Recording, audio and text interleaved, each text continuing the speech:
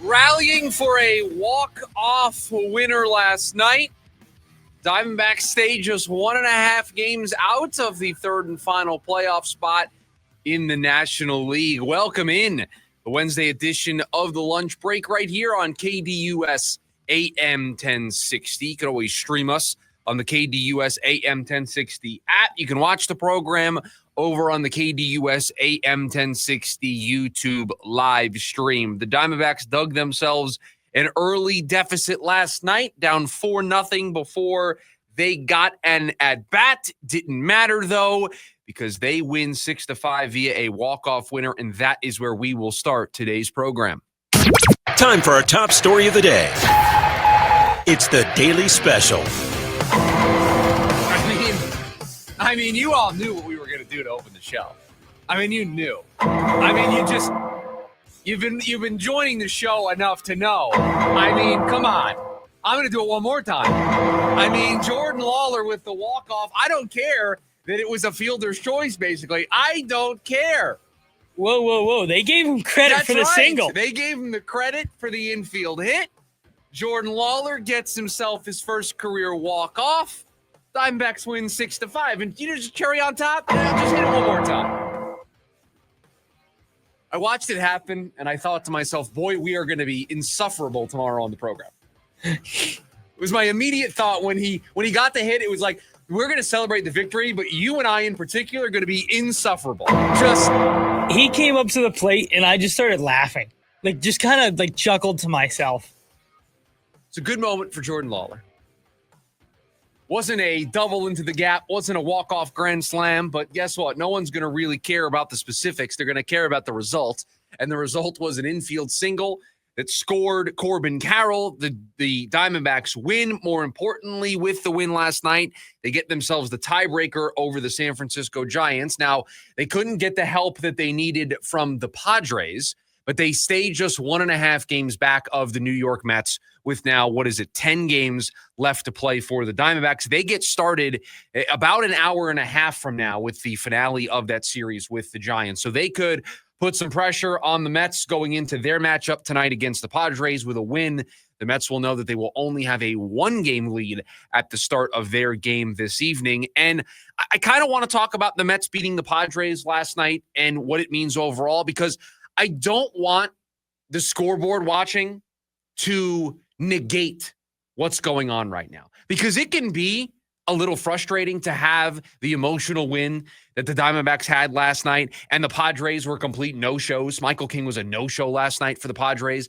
The Mets won that game comfortably, and it can be frustrating knowing that you need help from other teams, knowing that you don't control your own fate here. You're going to need another team to lose in order for you to gain ground, and it not happen. It can kind of take a little of the air out of the room for what was a great moment last night, and I don't want that to be the case.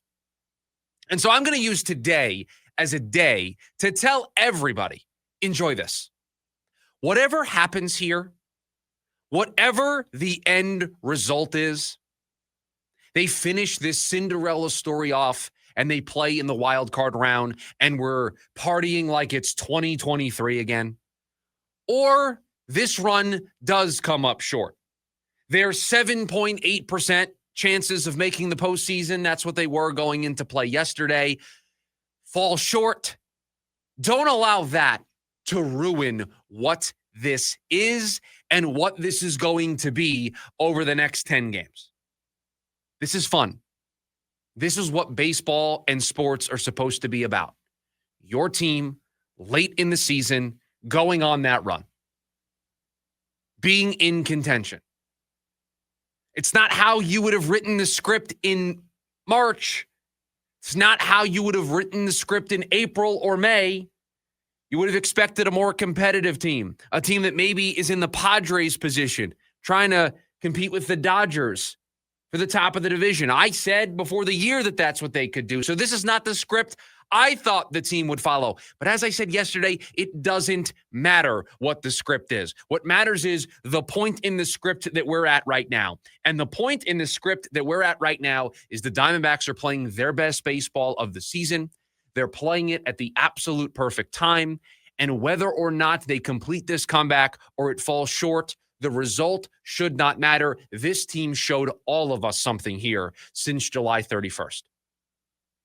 I believe a little bit after the deadline, I warned everybody, let's not react too strongly to results that we see in September. Right? The first month, last month of the season, you don't put too much stock into what you see early in a year and late in a year. Early in the year, there's so much time for teams to improve. Late in the year, if you're playing teams that have given up, it's just harder to evaluate those results. But this team, since July 31st, for 2 months now, have been playing their best brand of baseball. And it has put them in a position to where if they get some help from the San Diego Padres, if they're able to survive this gauntlet of a schedule, you got the Phillies coming up over the weekend right after this series with the Giants. You have the Dodgers on the schedule as well. You have the Padres to close out the year. After today, you have 9 games remaining, Phillies, Dodgers, Padres. If you make it into the postseason, you are going to earn it. But I don't want those opponents and the likelihood of this team making the playoffs still being on the smaller end to take away what this team is doing. This team is giving you the most important thing that, as a fan, you could ask for. They're giving you hope for the future.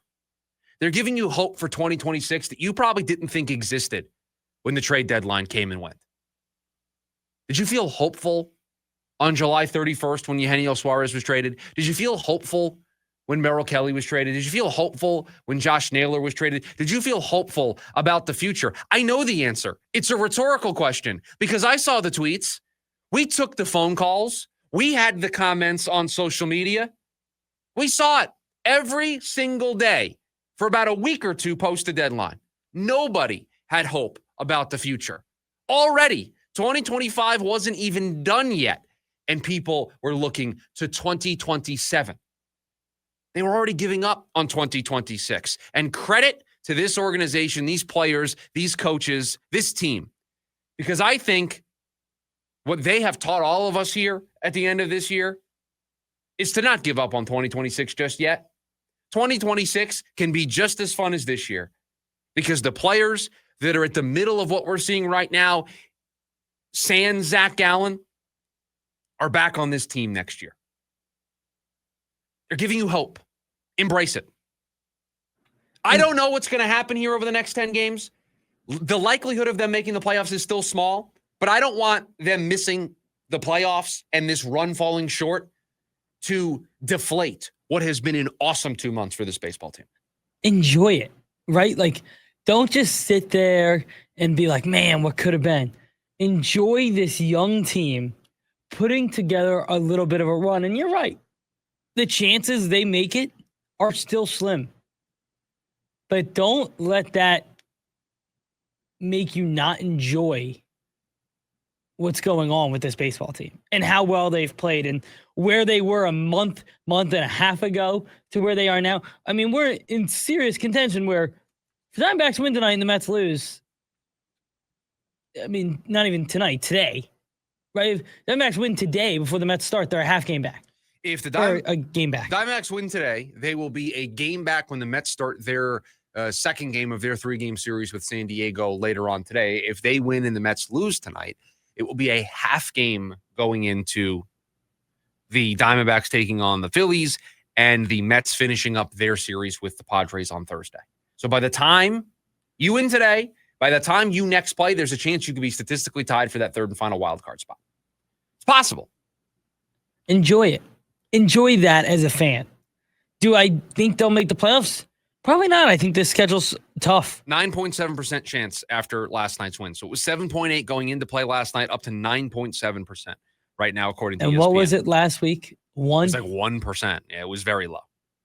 So just enjoy this time.